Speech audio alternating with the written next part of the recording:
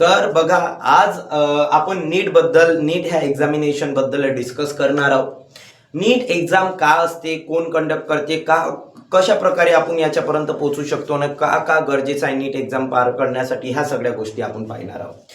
तर आजचा जो व्हिडिओ राहणार आहे, पहिली गोष्ट तो खूप दिवसानंतर व्हिडिओ बनवत आहोत, खूप दिवसानंतर महिना दीड महिन्यानंतर मी व्हिडिओ बनवत आहोत आणि अशाच प्रकारचे याच्यानंतर पण व्हिडिओज येत जाईल आणि तुम्हाला अशाच प्रकारचा फायदा होत जाईल। ओके, चला असो काही हरकत नाही। आता आपण डिस्कस करणार नीट एक्झाम 2026। हे 2026 म्हणजे असंच टाकलाय, फक्त आपण याच्यामध्ये मेन मोठो काय का नीट एक्झाम कसं काय असते काय नाही, कम्प्लीट गाईड फॉर स्टुडंट। जेवढे पण विद्यार्थी आहे, तुम्ही 9व्या वर्गात 10व्या वर्गात 8व्या वर्गात 11वा 12वा कोणत्याही वर्गात असेल आणि तुम्हाला जर नीट बद्दल काहीच इन्फॉर्मेशन माहित नसेल तर तुम्ही हा व्हिडिओ नक्की पूर्ण बघा। काय असते काय नाही, आपण याच्यामध्ये काय डिस्कस करणार आहोत हे पण पॉईंट दिलेला आहे। सगळ्यात आधी व्हॉट इज नीट, नीट म्हणजे काय होते, मग त्याच्यानंतर एक्झाम पॅटर्न, काय एक्झामचा पॅटर्न कसा राहते। मी नेहमी मुलांना सांगत असतो exam pattern is act like रस्ता, मार्ग। जर आपल्याला मार्ग माहित असला ना तर चालणं आपल्याला बराबर होऊन जाते, तर पॅटर्न माहित असणं खूप गरजेचं आहे। ते नीटचा पॅटर्न कसा राहते, कसं राहते हे सुद्धा याच्यामध्ये डिस्कस करणार आहोत। याच्यानंतर नीट मध्ये कोणकोणते सब्जेक्ट इन्क्लूड राहते। ओके, पहिली गोष्ट, तुम्ही कोणत्याही क्लासमधून बिलॉंग करत असाल तरी चालते, हा व्हिडिओ सगळ्यासाठी बेनिफिशियल ठरणार आहे, लक्षात ठेवा। ओके, सब्जेक्ट आणि मार्क्स, कोणकोणते सब्जेक्ट राहते ना त्याच्यावर मार्क्स डिस्ट्रीब्युशन कसं होऊन राहते ते सुद्धा आपण इथं पाहणार आहोत। आणि याच्यानंतर ह्या जो आपलं जे कॉम्पिटिटिव्ह वर्ल्ड क्रिएट झालाय, कॉम्पिटिटिव्ह एज्युकेशन वर्ल्ड जे क्रिएट झालेला आहे आणि याच्यामध्ये नीटमध्ये किती प्रचंड प्रमाणात कॉम्पिटिशन होते किंवा काय कॉम्पिटिशन असते ते, आणि त्याच्यानंतर जे रिसेंट कॉन्ट्रोवर्सी झाली होती त्याच्याबद्दल सुद्धा आपण इन्फॉर्मेशन इथे बघणार आहोत। ओके, प्रेझेंटेड बाय साहिल दुधबडे, माझं नाव आहे साहिल दुधबडे, लक्षात घ्या जर तुम्हाला माहित नसेल तर। ओके, चला तर आज आपण एवढे पण पॉईंट डिस्कस करणार आहोत। आपण कोणत्याच जास्ती पालारा न गावता आपण डायरेक्ट व्हिडिओवर घेऊ। चला समोर लक्ष द्या। सगळ्यात आधी तर आपण इंट्रोडक्शन पाहू नीट बद्दल काय होते। तर NEET is India's national medical entrance exam. Entrance म्हणजे आत घुसण्यासाठी होणारी एक्झाम।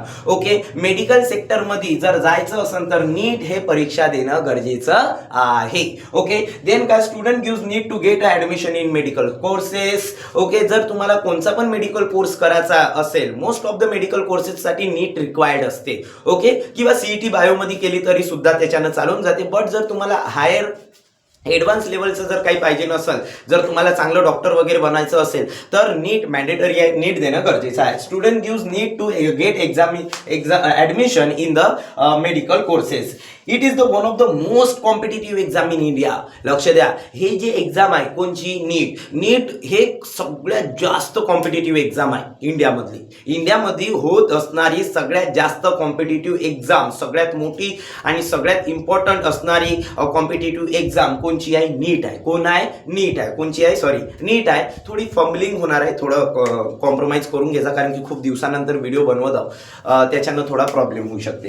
तर it is the one of the most competitive exam in India, जसं UPSC and state public service commission वाल्या जे आपण एक्झामिनेशन होते, SSC अँड जेई, त्याच्यासारखी नीट सुद्धा नाही का खूप प्रचंड प्रमाणात कॉम्पिटिटिव्ह एक्झाम आहे। आणि का बरं आहे तुम्हाला याचं समोर उत्तर कळणार आहे। चला, कोर्सेस आपण कोणकोणत्या कोर्सेसमध्ये आपण एंटर करू शकतो, तर सगळ्यात पहिला आहे MBBS।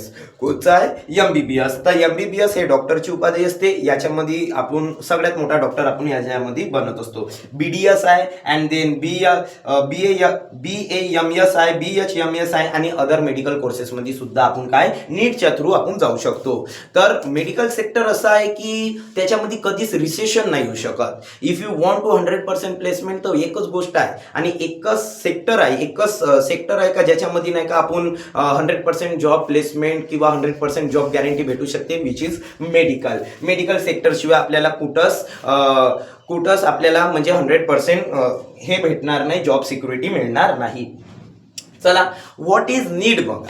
आता नीट म्हणजे काय होते, नीट स्टँड फॉर, आता नीटचा स्टँड म्हणजे नीटचा फुल फॉर्म काय होते, national eligibility cum entrance test. Okay, national eligibility cum entrance test, ह्या कोणाचा फुल फॉर्म आहे, नीटचा फुल फॉर्म आहे। Single entrance exam for the medical courses in India. जर तुम्हाला मेडिकल कोर्सेस जर घ्यायचे असेल, I am not talking about the BSc nursing आणि हे जे पण छोटे मोठे कोर्सेस राहते ना, ANM GNM, हे तर आर्ट्स करून पण तुम्ही घेऊ शकता। बीएससी नर्सिंगसाठी का आपण सीईटी बायोमध्ये पण केली तरी होऊ शकते. ओके, मे बी नीट पण लागू शकत असेल, मला माहित नाही, सॉरी जर चुकलं तर सिंगल एंट्रन्स एक्झाम आहे for the medical college in India.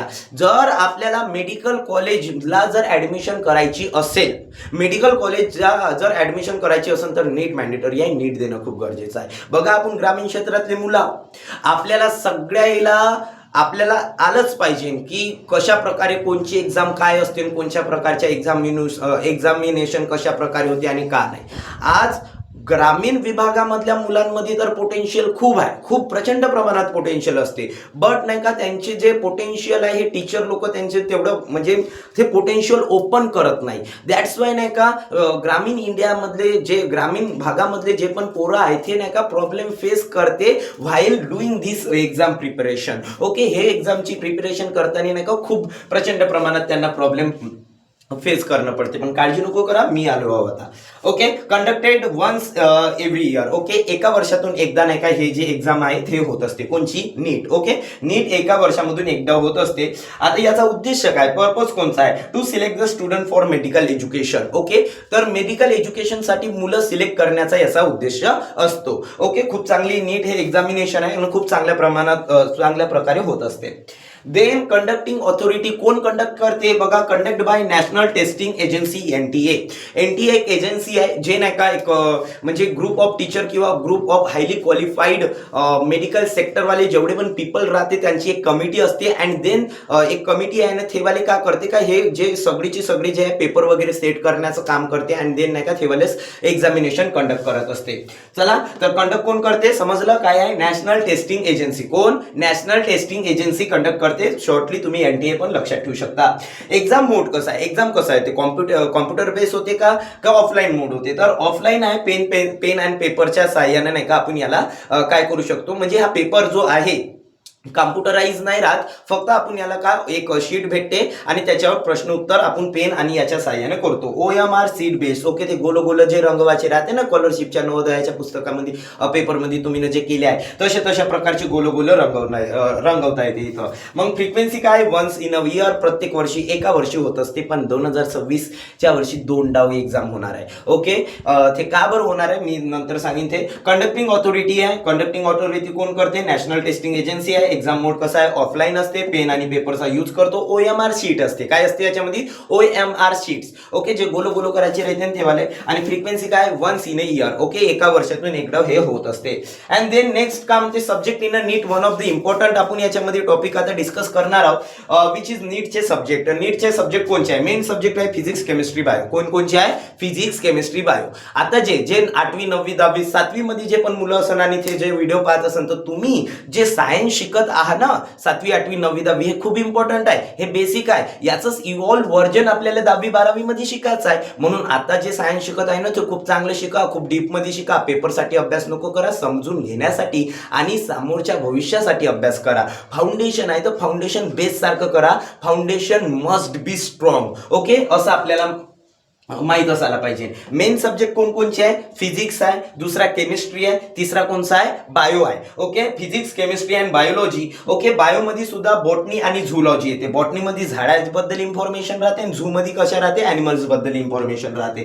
चला, आणि बेस ऑन कोणकोणच्या सिलेबस कोणता राहते? NCERT class 11 12 syllabus. Okay, NCERT म्हणजे CBSEचा जेवढा पण 11 12चा सिलेबस राहते ना NCERTचा, तर त्याच्यावर बेस नाही का हे सगळी एक्झाम होत असते. तर हे पण लक्षात ठेवा, जो NCERTचा सिलेबस होते ह्या NCERTचा 11वी 12वीचा सिलेबस तुम्ही जर केला तर तुम्ही नीट क्रॅक करू शकता. आणि इझी आहे रे, आपणच क्रॅक करतो. ओके, सब्जेक्ट समजले काय? Physics, chemistry, bio. ओके, बायोमध्ये बायो जास्ती राहते. तुम्ही असं कन्सिडर करू शकता का 25% केमिस्ट्री आहे, 25% फिजिक्स आहे आणि एंटायर 50% काय? बायोलॉजी आहे. त्याच्यामध्ये 25% बॉटनी आणि झू. बॉटनी म्हणजे झाडाबद्दल इन्फॉर्मेशन राहील त्याच्यामध्ये आणि झू म्हणजे का? प्राण्याबद्दल. चला, नंतर काय? नीट एक्झाम पॅटर्न कसा राहते? Types of question, multiple choice question, MCQ. काय आहे?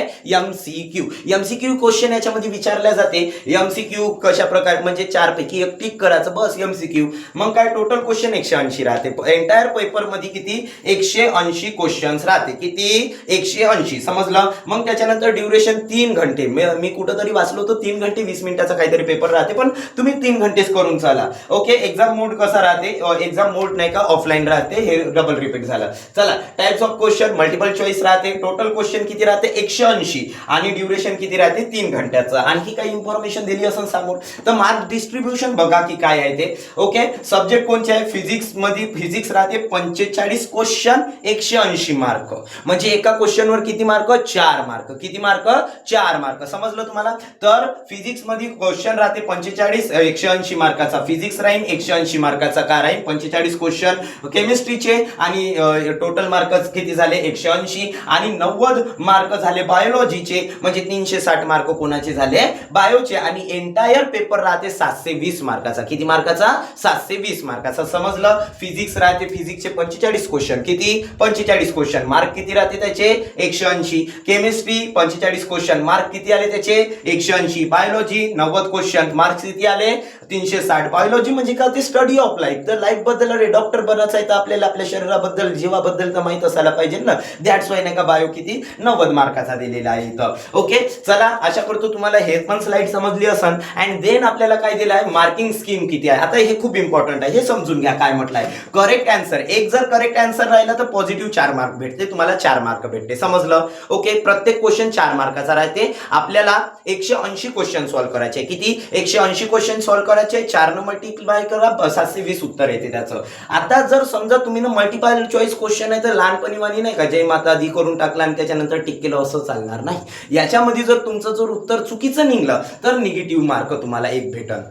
म्हणजे जर तुम्ही ना करेक्ट आन्सर केलं तर 4 मार्क, ना चुकीचं आन्सर केलं तर -1 मार्क जाईल. ओके, आणि त्याच्यानंतर जर अटेम्प्ट नाही केला तर 0 मार्क. म्हणून हे एक्झाम खूप टफ आहे. म्हणून हे एक्झाम खूप टफ आहे. का बरं? कारण की याच्यामध्ये जर करेक्ट आन्सर राहिले तर 4 मार्क भेटते आणि जर चुकला आपला तर 1 मार्क चालला जाते. जर समजा तुम्ही ना 2 क्वेश्चन सॉल्व्ह केले. ओके, आपण 2च पकडू. 2 क्वेश्चन सॉल्व्ह केले तर पहिला बरोबर आला 4 मार्क आणि जर दुसरा चुकला तर तुमचे 4च मार्क नाही राहील, -1 मार्क होईल. तर 4 - 1 3 मार्क. तर पहिल्यातला पण 1 चालला जाईल. एवढं कठीण राहते. आशा करतो तुम्हाला समजलं असेल. अटेम्प्ट जर म्हणून नाही का नाही अटेम्प्ट केला तर 0 मार्क भेटते. त्याची नाही का सबट्रॅक्शन होत नाही. Negative marking is present in NEET. लक्षात ठेवा, one of the biggest characteristic of NEET paper हे कोणचं आहे का त्याच्यामध्ये नाही का निगेटिव्ह मार्किंग राहते. का राहते निगेटिव्ह मार्किंग राहते. म्हणून नाही का हळूहळू सोडवणं पडते आणि खूप विचारपूर्वक सोडवणं पडते. That's why NEET is very tough. Okay, चला मग त्याच्यानंतर आपल्याला काय म्हटलंय कॉम्पिटिशन इन नीट आपण बघू. More than 20 lakh student appear everywhere. 20 लाखापेक्षा जास्त. पहिलं तर लक्षात ठेवा सेंट्रलची एक्झामिनेशन आहे. ऑल ओव्हर इंडिया मधले पोरं नाही का हे एक्झाम देत असते. वेगवेगळ्या भाषेमध्ये पण प्रेझेंट राहते. ओके, तुम्ही मराठी मल्याळम वगैरे ह्या सगळ्या भाषेमध्ये देऊ शकता, पण मोस्ट ऑफ द पोरं इंग्लिश मध्येच देत असते. चला थोपाही प्रश्न नाही, पण इकडे लक्ष द्या का more than 20 lakh student appear every year. प्रत्येक वर्षी 20 पेक्षा जास्त लाख पोरं हे एक्झामिनेशन देत असतात आणि जवळजवळ 5 ते 6 लाख असे विद्यार्थी राहते का ते नाही का डबल ह्या वेळेस कमी मार्क भेटले म्हणून नाही का पुढच्या वर्षी आणखी 1 वर्ष वाया घालून म्हणजे अभ्यास करून ते नाही का पुढल्या वर्षी आणखी प्रिपरेशन करून एक्झामची प्रिपरेशन करून ते एक्झाम देत असतात. Limited government MBBS seat. Limited government MBBS seat राहते. तुम्हाला सांगू 20 लाख पोरं देते ना, 20 लाख पोरं एक्झामिनेशन देते. तर ह्या 20 लाख मुलांपैकी फक्त एम्स मध्ये म्हणजे एम्स वेगवेगळ्या ठिकाणी एम्स आहे, तर मला आता तेवढं आठवत नाही, पण एम्स मध्ये नाही का ऑल ओव्हर इंडिया मध्ये जेवढे पण एम्स कॉलेजेस आहे त्या एम्स कॉलेजेस मध्ये फक्त आणि फक्त 2257 जागा असते एम्स मध्ये. ओके ना, परीक्षा किती लोक देते 20 लाख पेक्षा जास्त. 2020 मध्ये जे 3 मेले जे परीक्षा झाली होती ना त्याच्यामध्ये 22 लाख लोकांना नाही का म्हणजे हे दिलं आहे म्हणजे एनरोल केलं होतं. चला लिमिटेड गव्हर्नमेंट एमबीबीएस सीट राहते हे सांगितलं. हाय कॉम्पिटिशन अमंग स्टुडंट अँड खूपच जास्ती कॉम्पिटिशन लागते. तुम्ही विचार करा 20 लाख लोकांचा आकडा, 20 लाख मुलांचा आकडा जो एकाच टायमाले एकाच दिवशी जो पेपर देत आहे त्याला नीट म्हटल्या जाते आणि त्या नीटची एक्झाम 20 लाख पोरं एकाच टायमाला देत आहे. तर ते किती जास्ती प्रचंड प्रमाणात राहणार आहे. ओके, तर कॉम्पिटिशन खूप राहणार आहे. ओके, चला स्टुडंट नीट का स्टुडंटला कशाची गरज आहे strong concept, regular practice, mock test. Okay, concept चांगले स्ट्रॉंग असायला पाहिजे लहानपणीपासून. जेवढे पण माझे लहान मित्रमैत्रिणी आहे, ओके, जे 7वी 8वीत 9वी 10वीत आहे, त्यांनी नाही का सायन्स नाही का आनंदानं शिका. तुमच्या टीचरला नाही का पाठांतर घ्यायला नको लावा, म्हणजे पाठांतर तर घेणं चांगलंच आहे म्हणा, बट नाही का कॉन्सेप्ट समजून मागा, आनंदानं समजा, सायन्स का मजा लुटो, अशा प्रकारे. तर वेगवेगळे कॉन्सेप्ट शिकून घ्या. मला का बरं गरमी होत आहे, का बरं हवेनं समजा आपल्याला गरमी होत नाही, का बरं हवा रिक्वायर्ड आहे, ओके, अशा प्रकारचे बोर्ड कोणत्या करंटवर चालत आहे, हे इथं म्हणजे डीसी करंट कसा का आला, अशा प्रकारे नाही का जेवढे पण आहे ना, सायन्स इज द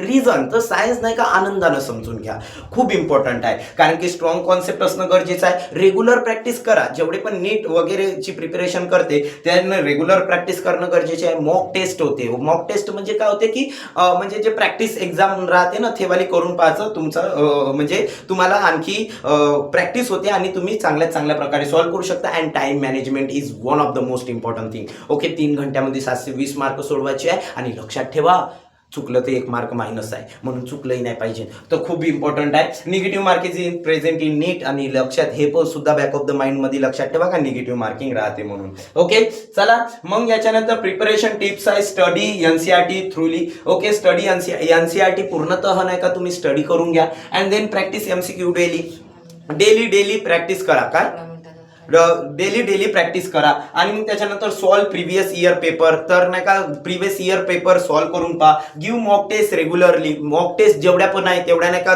रेग्युलर देऊन पहा. Revise biology multiple times. Biology खूप इम्पॉर्टंट आहे. ओके, तर बायोलॉजीला नाही का मल्टिपल टाइम्स रिवाइज करा. ओके, आणि मग काय इम्प्रूव्ह स्पीड अँड ॲक्युरेसी. मग काय करा, म्हणजे नाही का तुम्ही जर ह्या सगळ्या गोष्टी करत गेला ना, तर तुमचं स्पीड आणि ॲक्युरेसी इम्प्रूव्ह होणार आहे. आता चला थोडेसे रिसेंट कॉन्ट्रोवर्सी जे राहिली होती ते त्याच्याबद्दल तुम्हाला सांगून देतो. का झालं की लक्षात ठेवा की एक 3 मेला पेपर झाला होता. तर ते जे नॅशनल टेस्टिंग एजन्सीमध्ये जे पेपर सिलेक्ट करणारे लोक होते ना, टीचर लोक, त्या टीचर लोकांनीच नाही का पेपर फोडून टाकला, म्हणजे पेपर लीक करून टाकला पेपर व्हायच्या पहिलं. आणि मग पेपर व्हायच्या पहिलं लीक करून टाकला आणि तो एंटायर व्हॉट्सअप ग्रुपवरून नाही का 5-10 लाख रुपयामध्ये विकला. आणि मग नाही का काय झालं का, जे मग लोकांना शक गेला की अशा एवढ्या, म्हणजे मग माहीत पडलं का जे प्रॅक्टिस क्वेश्चन मध्ये म्हणजे ते हवा सामोर येत गेली की कशा प्रकारे नाही का जे प्रॅक्टिस पेपर होते त्याचे क्वेश्चन याचे क्वेश्चन एवढे मॅच कसे का होत आहे बा. मग मुलांना थोडासा संशय होत गेला. आणि त्याच्यानंतर नाही का ह्या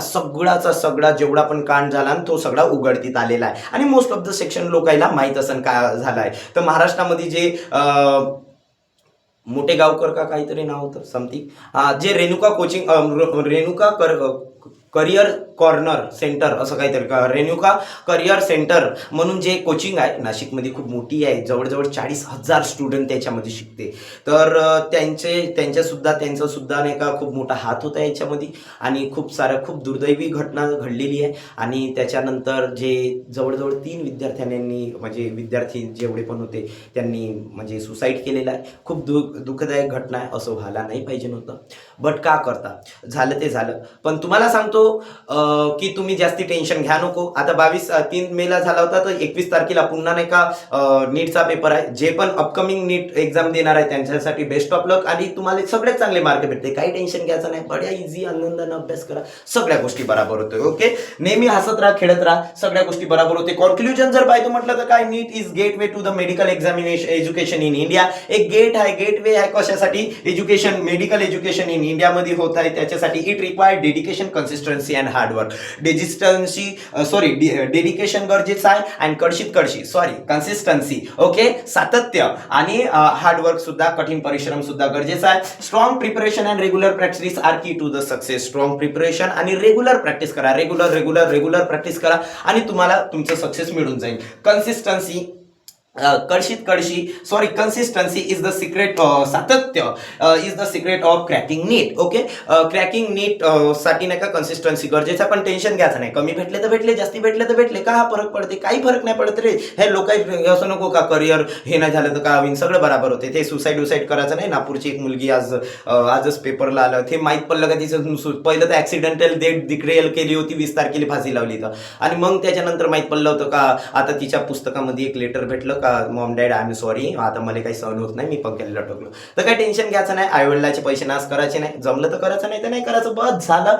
याच्याच प्रकारे तुम्हाला थँक्यू. आशा करतो तुम्हाला हे समजलं असेल आणि अशाच प्रकारे रेग्युलर व्हिडिओज येत राहील आणि अशाच प्रकारे आपला कन्व्हर्सेशन होत राहील. थँक्यू. जय हिंद.